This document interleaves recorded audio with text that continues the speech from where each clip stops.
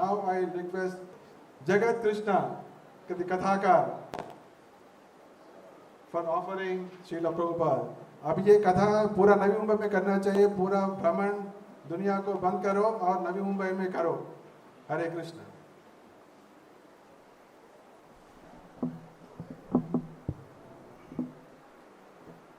नमो विष्णुपादाय कृष्ण प्रेष्ठाय भूतले श्रीमते भक्ति वेदांत स्वामीति नामिने नमस्ते सारस्वती देवे गौरवाणी प्रचारिणे निर्विशेष शून्यवादी पाश्चात्य देश तारिणे। तो ये हमारा बहुत से बड़ा सौभाग्य है कि आज हम श्रील प्रभुपाद जी का 126 आविर्भाव तिथि मना रहे हैं। जब हम धर्म की बातें करते हैं तो लोग नाना प्रकार की अपनी मनगढ़ंत बातें धर्म के बारे में बोलते हैं। टेलीविज़न चालू करते हैं तो नाना प्रकार के बाबा योगी नाना प्रकार के धर्म की बातें करते हैं। लेकिन हमारे वैदिक ग्रंथ है, हमारे जो शास्त्र हैं, वेदों में बताया गया है कि कौन सा धर्म है और कहाँ पर हमें दीक्षा और शिक्षा लेना चाहिए। प्रामाणिक धर्म कौन सा है। और धर्म की शिक्षा जैसे भौतिक शिक्षा लेनी होती है तो भी हम प्रामाणिक स्कूल में और कॉलेजों में जाते हैं और ऑथोराइज सर्टिफिकेट हमें प्राप्त होता है। और इस सर्टिफिकेट के माध्यम से हम लोग जो भी हमारी डिग्री है और डिग्री को प्रामाणिक रूप से उसको मान्य किया जाता है। तो वैसा ही धर्म में भी है। धर्म में ऐसा नहीं है कि बस हमें कोई बाबा जी आ गए, उनसे गांव में आए थे, दीक्षा ले लिया, मंत्र जप लिया और वो हमारे गुरु हो गए, ऐसा नहीं है। एक कपड़ा लेने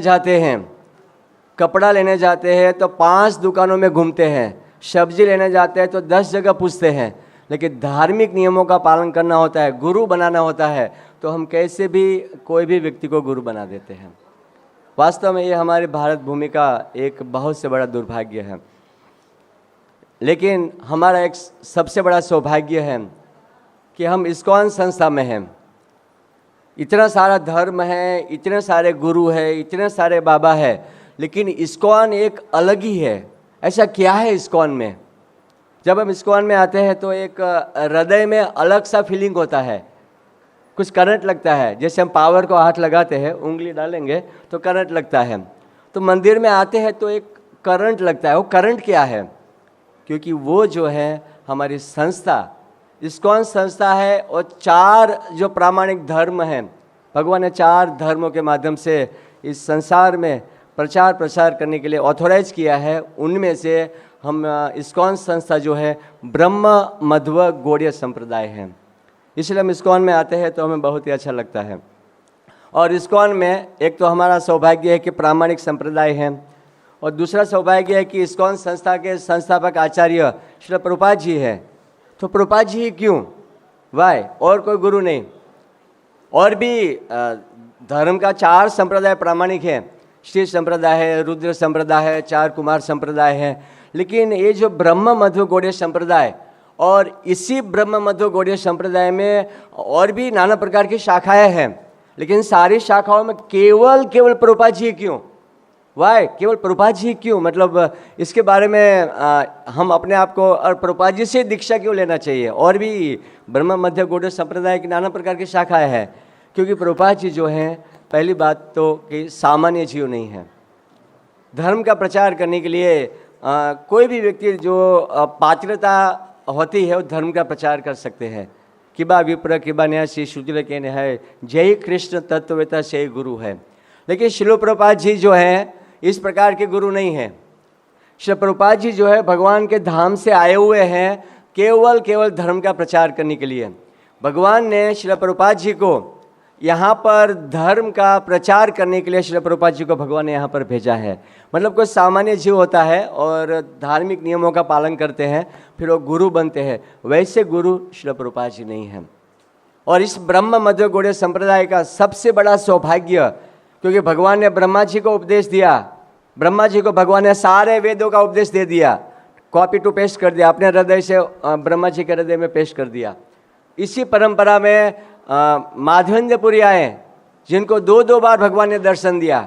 इसी परंपरा में भक्ति सिद्धांत सरस्वती महाराज, हम जिस परंपरा में बैठे हैं, इस परंपरा की मैं बातें कर रहा हूँ, जहाँ पर हम दीक्षा ले रहे हैं, जहाँ पर हम शिक्षा ले रहे हैं, वो आचार्यों की मैं बातें कर रहा हूँ। भक्ति सिद्धांत सरस्वती महाराज ऐसी अंग्रेजी लिखते थे, अंग्रेजों को भी इसको समझने के लिए डिक्शनरी खोलनी पड़ती थी। और इसी परंपरा में भगवान श्री चैतन्य महाप्रभु आए, और इससे भी सबसे ज़्यादा सौभाग्यशाली है कि चैतन्य महाप्रभु जाने के बाद इसी परंपरा में हिज डिवाइन ग्रेस ऐसे भक्तिवेदांत स्वामी श्रील प्रभुपाद जी भगवान के धाम से धर्म का प्रचार करने के लिए आए हैं। हरि बोल।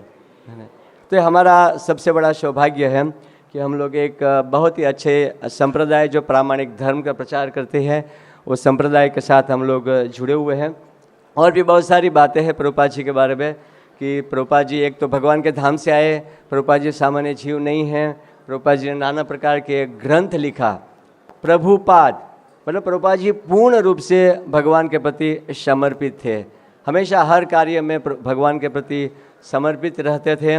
और आधुनिक नारद मुनि है, नारद मुनि ने हजारों लोगों को प्रचार किया, लेकिन श्रील प्रभुपाद जी ने इस प्रकार से आधुनिक नारद मुनि, वर्तमान के वो हमारे नारद मुनि के रूप में है, और उन्होंने आचरण से हर चीज़ सिखाया।